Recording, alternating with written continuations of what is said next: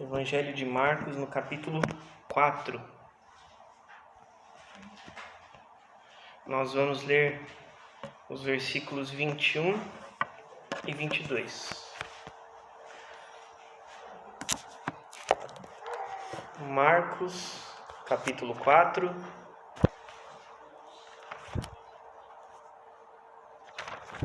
versículos 21 ao 22. 21 e 22, né? Somente.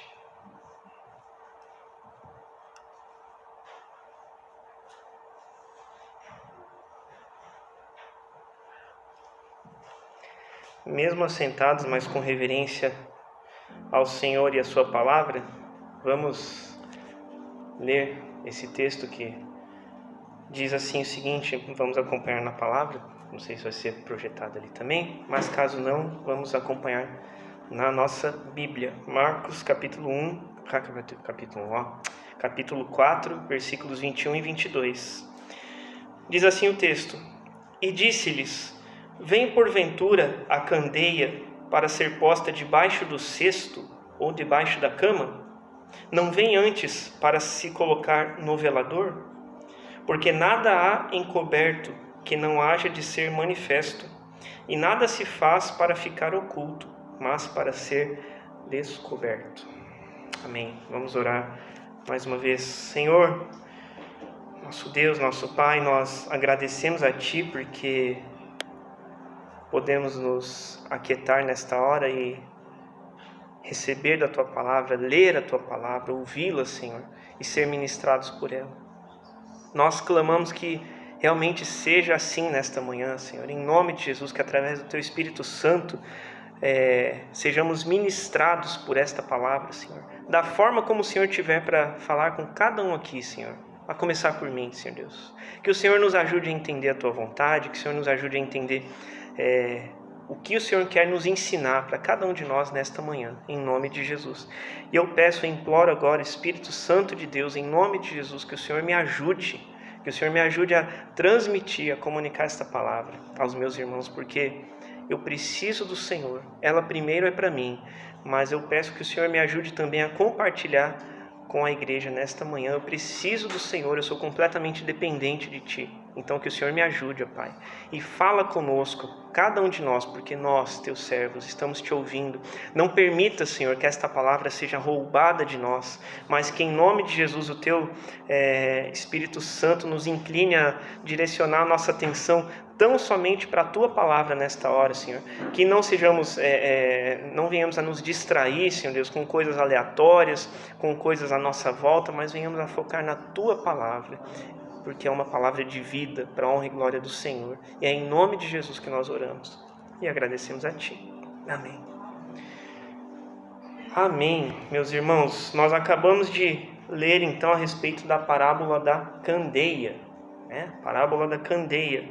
E, creio que muitos de nós já lemos esse texto várias vezes, eu mesmo já passei por ele algumas vezes, mas eu confesso que eu não sabia muito bem, assim, com tantos detalhes, como que era uma candeia. Começa por aí, E aí eu fui lá no Google, fui pesquisar algumas fotos, algumas imagens ali, ver como que era. E basicamente, então, para deixar um conceito aqui, uma definição, a candeia é um tipo de luminária, que se usava antigamente, e me corrija aí quem conhecer mais do que eu se eu estiver errado, tá? O que eu achei foi essa definição. Ela é um vaso de barro ou um vaso de metal, com um pavio na ponta. E daí, nesse pavio se acende com um óleo ou com gás combustível, E esse processo de combustão faz gerar a luz. É isso, mais ou menos isso, Acho que eu pesquisei certo. Que bom. Assim espero. E ela é colocada em cima do velador, que o próprio Senhor Jesus fala ali no final do versículo 21. O velador, Velador, eu achei a definição como sendo um suporte de madeira fixado na vertical e coloca a candeia em cima para iluminar o ambiente. Então, grosso modo, assim, bem básico, é essa definição da candeia e do velador. Ela precisava ficar num ponto alto. E é importante a gente entender isso, saber dessas informações, porque Jesus inicia essa parábola questionando trazendo aí não digo um confronto, mas um questionamento, né? Se a candeia deveria ser colocada debaixo de um cesto ou debaixo da cama, na minha versão aqui, né? No versículo 21.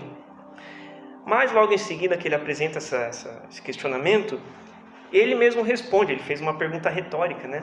Por acaso tem que ser colocado embaixo do cesto ou embaixo da cama? Uma pergunta retórica, né?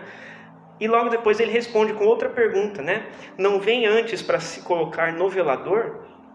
Então a candeia ela devia ser colocada no... Obrigado, melhorou. Ela precisava ser colocada no velador, né? Num lugar alto, num ponto alto, para iluminar ali, num ponto superior para iluminar o ambiente. E Jesus usa aqui essa figura da candeia como um elemento familiar para o povo, para poder explicar o que ele realmente queria nessa parábola, para explicar a palavra. Talvez para nós seja algo um pouco distante, talvez, né? E algo mais palpável poderia ser o seguinte, estava pensando nessa figura, talvez para a gente entender melhor. Quem que já em casa que faltou luz à noite alguma vez? Todo mundo, né? Todo mundo já passou por isso, né? Alguma vez na vida. Quando falta luz à noite em casa e a gente precisa acender uma vela, onde que a gente põe a vela acesa? Embaixo da mesa? Bota dentro do armário? Põe no quintal, lá no portão? Se precisar iluminar o portão, tudo bem, né? Mas se for dentro de casa, não. A gente põe num móvel, né? Alguma coisa, uma estante, em cima da mesa, né? Para poder iluminar o máximo possível ali o ambiente, né? Então, seguindo o mesmo pensamento, onde as lâmpadas são instaladas? Acabou de acender uma aqui para mim, já me ajudou aqui. No teto. No teto, né? No ponto mais alto, salvo algumas exceções bem específicas, é no teto. Para iluminar de cima para baixo, todo o ambiente, para a gente conseguir enxergar. E eu tenho no ano passado, né, em mais ou menos abril, maio, ali a gente estava reformando a casa pastoral para nós nos mudarmos, né, eu e minha família. E aí eu me meti lá a dar uma limpada no forro. Daí tinha um monte de telha quebrada, uns entulhos lá, e fui limpar. Só que lá não tem luz. Não tinha até então, né? E aí eu peguei uma extensão, peguei um bocalzinho lá, improvisado e tal, e fui me aventurar a limpar lá. Mas que sacrifício. Porque forro já é Flávio, você sabe bem, né, Flávio? Já é um lugar ruim de andar, forro. Você tem que andar meio, né, agachado, assim. E aí o faixa de luz que eu tinha uma hastezinha assim, ele iluminava só na frente. Dos lados, assim, você tinha que virar e tal, né? Não estava em cima, como tem que ser. Mas depois que a gente morou lá, eu puxei uns fiação lá, coloquei 6 lâmpadas lá. Eu posso entrar meia-noite lá, agora tá clarinho de tudo, parece dia. Mas ela iluminava apenas uma parte ali onde eu focava, porque ela não estava no lugar certo, né? E por que eu estou falando isso, né? O pastor vai estar falando aí de lâmpada no forro e tal, o que tem a ver? Eu estou dizendo isso porque a gente precisa entender a mensagem que Jesus está passando aqui. Ele fala que uma luz, seja ela qual for, a fonte, né? Ela não deve ficar escondida embaixo de algum lugar, embaixo de algum objeto, né? Pelo contrário, a luz não deve ser escondida, mas ela precisa iluminar todo o ambiente para mostrar o que está ali, ou o que está oculto, né? Quando está escuro, digamos assim. Aqui a gente tem 8 pontos de luz. 8 pontos de luz. Se tivesse 1 ou 2 que seja, ia ficar escuro à noite, ia ficar ruim. A gente precisa de mais luz. Então ela tem que ficar em cima para iluminar, para mostrar o que a gente tem aqui, né? Parece óbvio, e de fato é. Mas às vezes esses detalhezinhos passam despercebidos, e é isso que Jesus usa para falar com a gente. Irmãos, caso ainda não tenha ficado claro, eu quero falar aqui com todas as letras que essa luz que nós lemos aqui na passagem de Marcos, esta luz da candeia, é a palavra, é a mensagem do Evangelho. Os ensinamentos de Jesus são a verdadeira luz, que não pode ser coberta, que não pode ser escondida, mas ela precisa estar exposta a todos, para que mostre aquilo que está encoberto no coração do homem.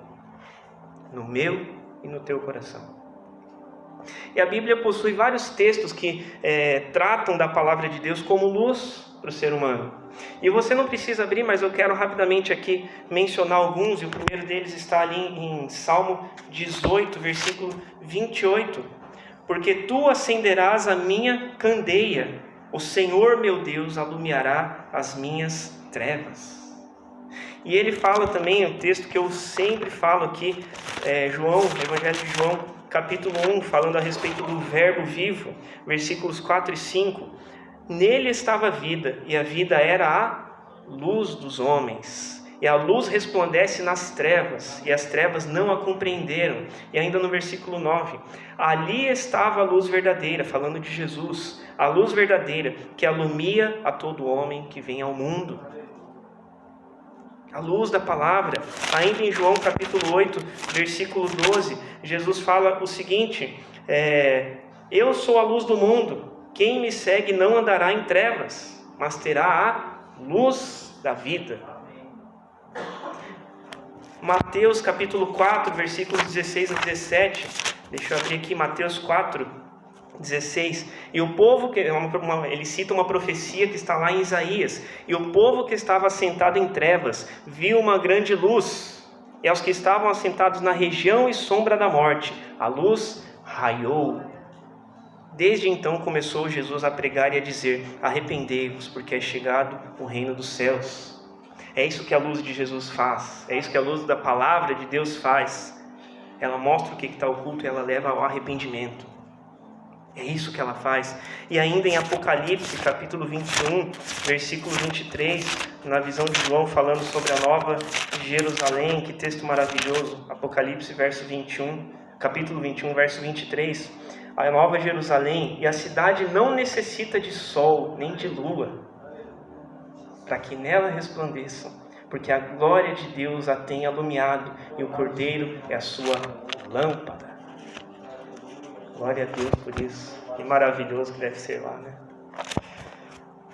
E por fim, eu vou me concentrar um pouquinho nessa última referência, um texto um tanto conhecido, Salmo 119, versículo 105. Salmo 119, esse eu peço que você abra comigo, por favor. Salmo 119, versículo 105.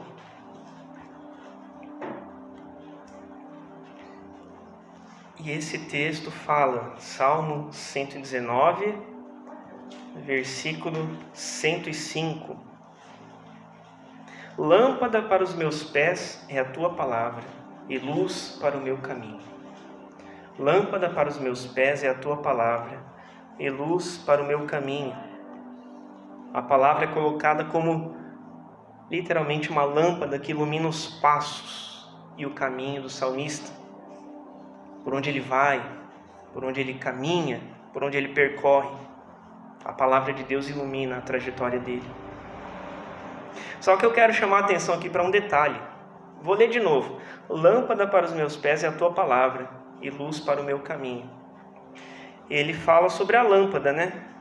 Lâmpada para os meus pés. Essa é a palavra.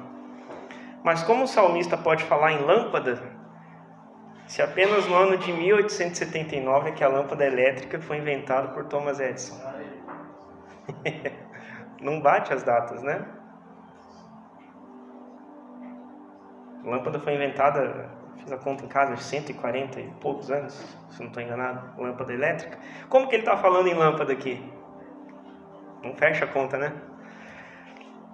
Da mesma forma, irmãos, que Jesus utilizou a figura da candeia para os judeus entenderem o que ele queria dizer, era algo familiar para eles.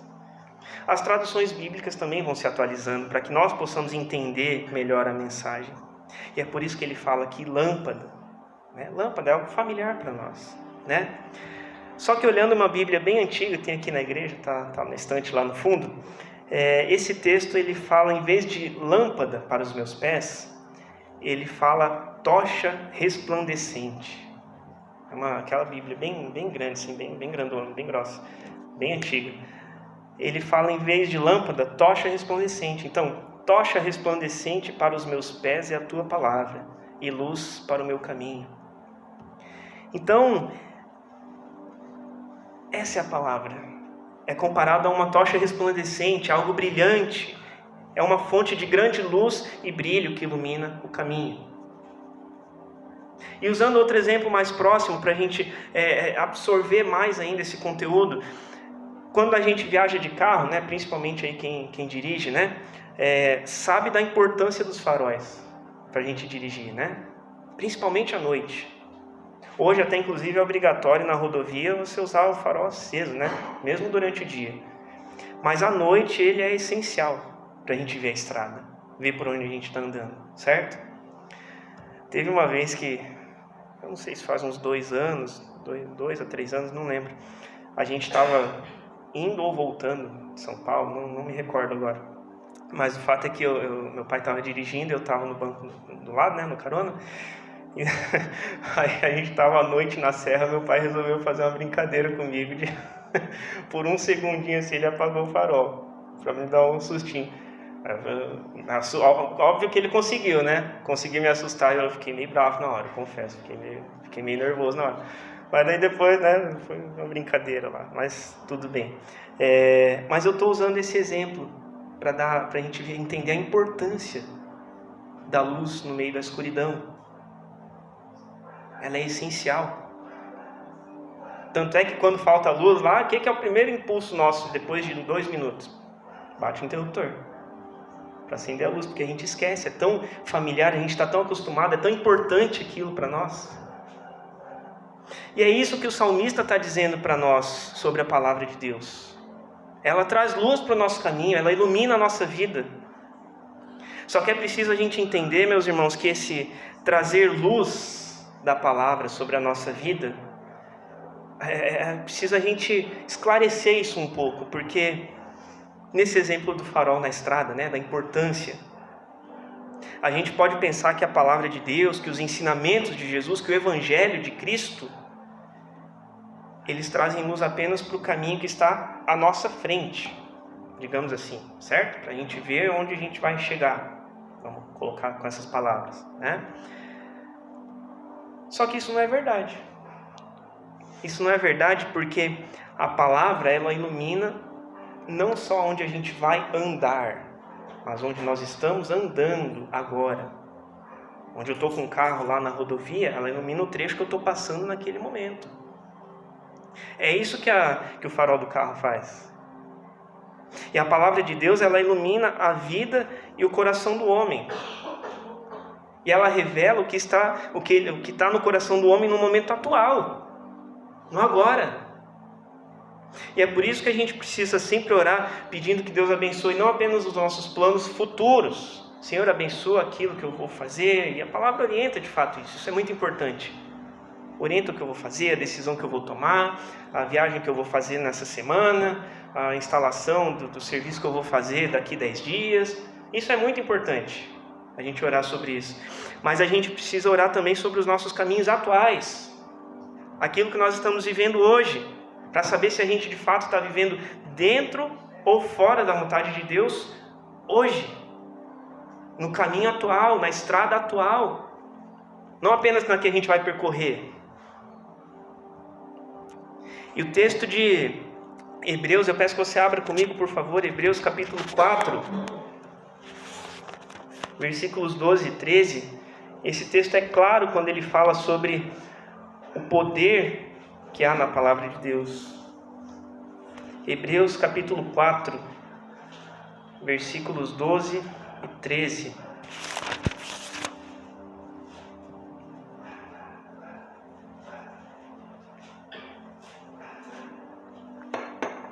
Está projetado ali também, quem quiser acompanhar. Hebreus capítulo 4, versos 12 e 13. Porque a palavra de Deus é viva e eficaz, e mais penetrante do que qualquer espada de 2 gumes, e penetra até a divisão da alma e do espírito, e das juntas e das medulas, e é apta para discernir os pensamentos e intenções do coração. 13. E não há criatura alguma encoberta diante dele. Antes todas as coisas estão nuas e patentes aos olhos daquele com quem temos de tratar. Versículo 13 é semelhante ao que ele fala ali sobre a candeia, né? Que não há nada oculto que não venha a ser descoberto, que não venha a ser revelado, né? Tudo está completamente à mostra diante daquele com que nós iremos tratar, que é o nosso Deus. Então a palavra de Deus é a luz que revela o que está oculto. É a luz que ilumina o nosso caminho. E é aquela que discerne os pensamentos e intenções do coração de cada um de nós, do meu e do teu. A palavra de Deus é aquela que, assim como a candeia que está no alto do velador, para iluminar o ambiente e fazer com que tudo fique à mostra, essa palavra de Deus, ela também examina o coração do homem e faz com que o que está no coração seja revelado.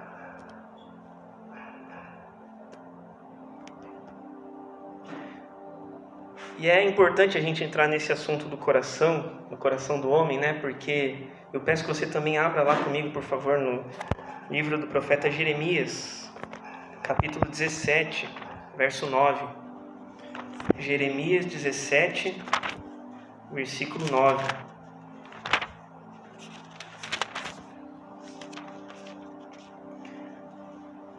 Profeta Jeremias, conhecido como profeta chorão, devido às suas lamentações, né?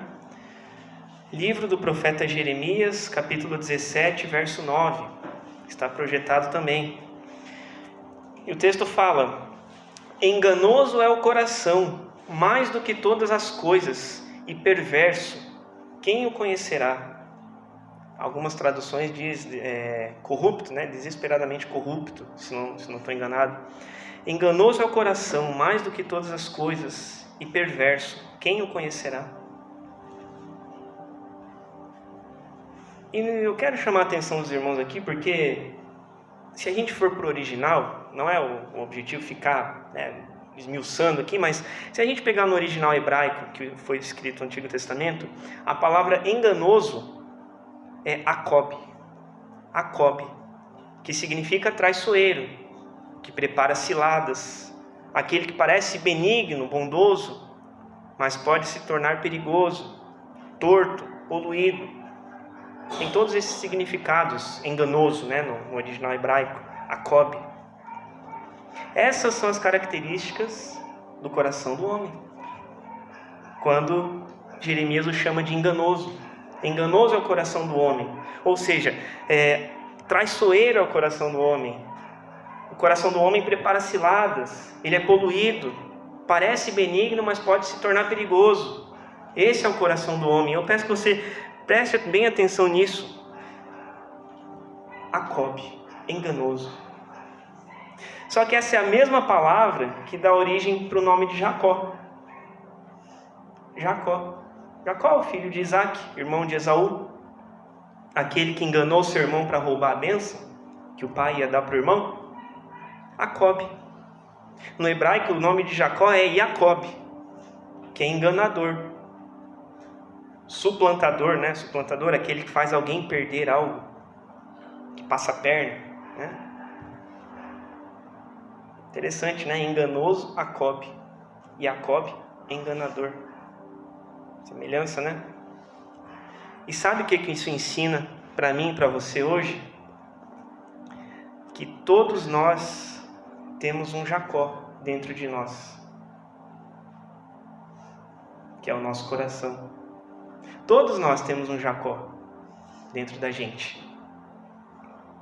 Todos nós temos um enganador no nosso interior, do lado esquerdo do peito. Vamos colocar assim, né? Alguém traiçoeiro, alguém que prepara ciladas. Esse é o nosso coração. E não sou eu que estou falando, é a palavra que está falando, porque Jeremias fala que enganoso é o coração do homem. Mas é sobre esse enganador, o nosso coração, que a palavra de Deus se mostra eficaz para examinar as intenções. É sobre esse trapaceiro, o nosso coração, que a palavra se apresenta como a luz, como a lâmpada, como a candeia, que ilumina todas as coisas e revela tudo que está oculto dentro dele. É sobre ele, sobre o traiçoeiro, sobre o enganador dentro do peito nosso, que a palavra de Deus ilumina. coloca aquele faixa de luz que revela o que está escondido.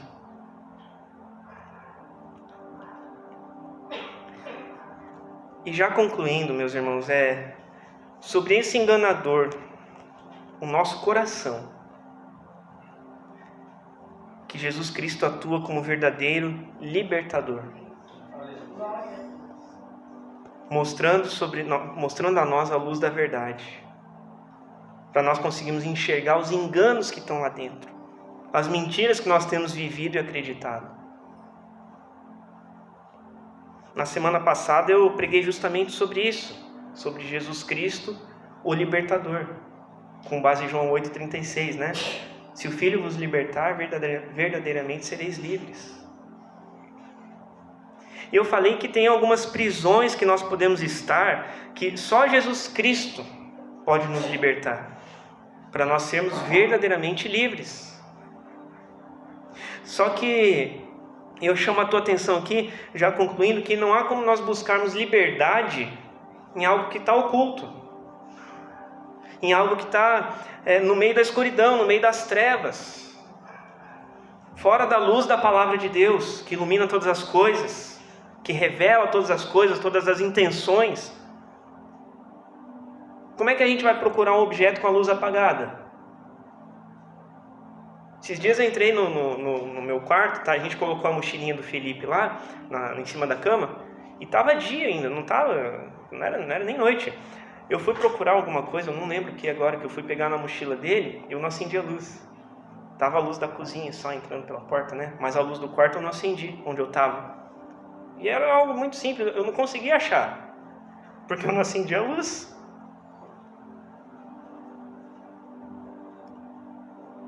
Como é que a gente vai buscar liberdade em algo se a gente não deixa, digamos assim, que a luz da palavra penetre no nosso coração e mostre aquilo que está oculto? Não dá. Às vezes tem coisas que parecem óbvias e realmente são, mas a gente esquece.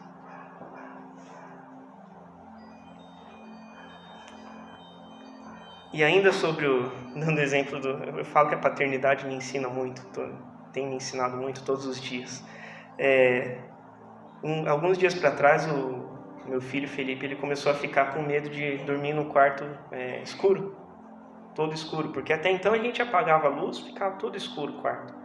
Eu sempre gostei muito de dormir com o quarto todo escuro, escurão mesmo, breu, sempre gostei. E a gente fazia assim com ele, até agora tudo bem. Só que uns dias pra cá ele começou a ficar com medinho, né? De quarto muito escuro. Aí depois disso a gente teve que pegar uma lampadinha, uma luminariazinha, né? De tomada, que tem até o botãozinho, né? Coloca lá, deixa aceso, né? Aí ele fica mais tranquilo. Tá dormindo bem agora, acostumou. Irmãos, essa lampadinha de tomada que a gente colocou para o meu filho no quarto dele, na hora de dormir, ela mostra para o Felipe que está tudo bem no quarto dele, que ele pode pegar no sono, tranquilo. E a luz da palavra de Deus revela para nós o conteúdo do nosso coração e mostra para nós se está tudo bem ou não com o nosso enganador. E assim como, ainda nessa figura, como a gente tem lâmpadas mais fracas, mais fortes, né, conforme aquilo que a gente precisa iluminar, né? Qual tem sido a intensidade da luz da palavra de Deus no nosso coração? O quanto que ela tem iluminado o nosso caminho? A luz da palavra, a candeia, ela está num lugar alto, de destaque, para iluminar todo o ambiente, toda a nossa vida, todo o nosso coração? Ou será que de repente a gente está pegando a candeia da palavra, né, a luz da palavra, colocando embaixo da cama, colocando embaixo do cesto? Que é o que o Senhor Jesus questiona no texto que nós lemos da parábola da candeia. E agora? E será que fazendo isso a gente não está realmente conservando coisas ocultas no nosso coração, na nossa alma?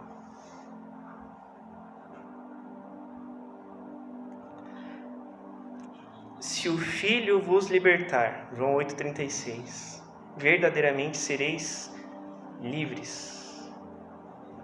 E quando a gente fala Filho, luz, palavra, candeia, verbo, lâmpada, tocha resplandecente, tudo é a mesma coisa. A gente está se referindo à mesma coisa, ou à mesma pessoa. Jesus. Jesus.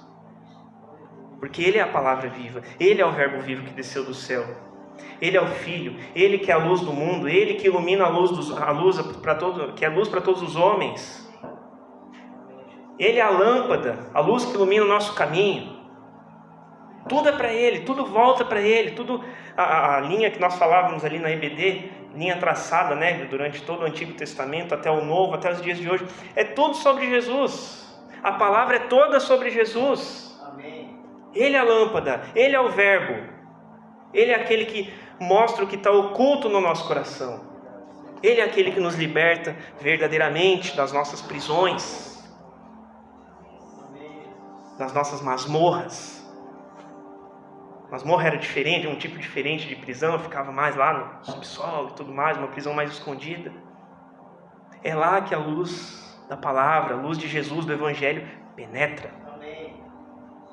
Glória a Deus. E mostra o que está encarcerado lá.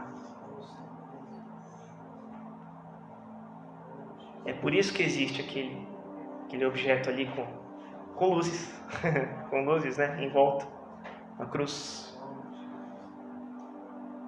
que resultou no que a gente vai fazer aqui agora, no servir da mesa, do corpo e do sangue de Cristo, para a glória de Deus Pai.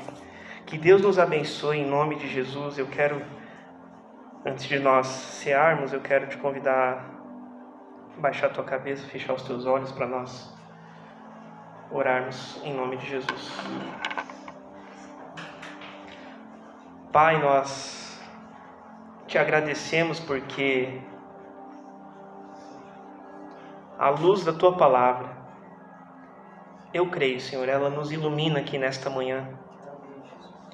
Ela ilumina o nosso coração, Senhor, tal como a candeia que o Senhor falou aqui neste texto de Marcos, que precisa ser colocada no velador, que precisa ser exposta, estar em lugar visível para iluminar todo o ambiente. A tua palavra, eu creio, Senhor, ela faz isso conosco nesta manhã, Senhor, nos revelando, nos mostrando aquilo que nós precisamos entender, aquilo que está oculto, Pai, que nós precisamos perceber, e muitas coisas que nós precisamos abandonar, Senhor, mudar a trajetória. Eu creio que esta palavra ela tem iluminado hoje o nosso caminho, não só o caminho futuro que nós vamos percorrer, mas o caminho presente que nós estamos percorrendo hoje. Que o Senhor nos ajude, Pai. Que essa luz da palavra, essa luz de Jesus Cristo, ela seja cada vez mais brilhante, Senhor, no nosso coração, na nossa mente, Senhor. Para que nós possamos entender o que o Senhor quer, o que está oculto que precisa ser revelado, o que está oculto que nós precisamos começar a fazer, o que está oculto que nós precisamos deixar de fazer. E que esta palavra realmente seja como esse farol, como essa lâmpada que nos mostra o caminho a seguir, Senhor. Em nome de Jesus, continua ministrando, Senhor, a minha vida e a vida dos meus irmãos aqui. O que nós precisamos fazer, Senhor?